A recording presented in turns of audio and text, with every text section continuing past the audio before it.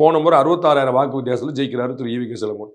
இந்த முறை 66,000க்கு ஒரு ஓட்டு குறைஞ்சா கூட நம்ம சொல்லிக்கலாம், கிளைம் பண்ணிக்கலாம். இப்போ வந்து காங்கிரஸ் என்ன சொல்லிச்சு இந்தி கூட்டணியில், நீ 400 சொன்ன, 400 வர முடியல பார்த்தியா, நீ தோத்துட்ட, நாங்கள் ஜெயிச்சோம் சொன்னாங்களா இல்லையா? எவ்வளோ காமெடியாக இருந்துச்சு. ஆனால் சொல்கிறதுக்கு ஒரு பாயிண்ட் இருந்துச்சுல, நீ தானே 400 சொன்ன, 400 வந்தியா, உனக்கு தனி மெஜாரிட்டியாக வந்துச்சா, வரல அப்படின்னா அப்போ தோத்துட்டேன், நாங்கள் மொத்தமாக சேர்த்து 240 வராது கணக்கு இல்லை.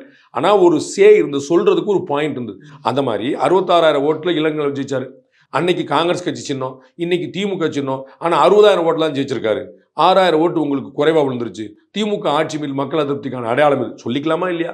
ஒரு பேச்சு உங்களுக்கு பாயிண்ட் கிடைக்குமா இல்லையா? அப்புறம் இப்போ 1 லட்சம் ஓட்டில் ஜெயிச்சாருன்னு எங்களை மக்கள் அமோக வாக்களிப்பு கொடுத்துருக்காங்கன்னு சொல்ல போகிறாங்க. நாங்கள் நிற்காதனால தான் ஜெயிச்சாங்க அப்படின்றலாம். சரி, நிற்காதனால ஓட்டு சதவீதம் குறையுமா சொல்லுங்க?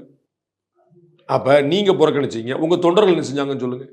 அவங்க போடுவாங்க. உங்கள் தொண்டர்கள் எப்படி திமுக போடுவாங்க? இல்லை, 1 லட்சம் ஓட்டில் ஜெயிச்சாருன்னா யாருக்கு போட்டிருக்காங்க? தமிழரின் பாரம்பரிய திருவிழாவை கொண்டாடுவோம் புத்தாடை பொங்கலோடு. The Chennai Silks let the celebration begin.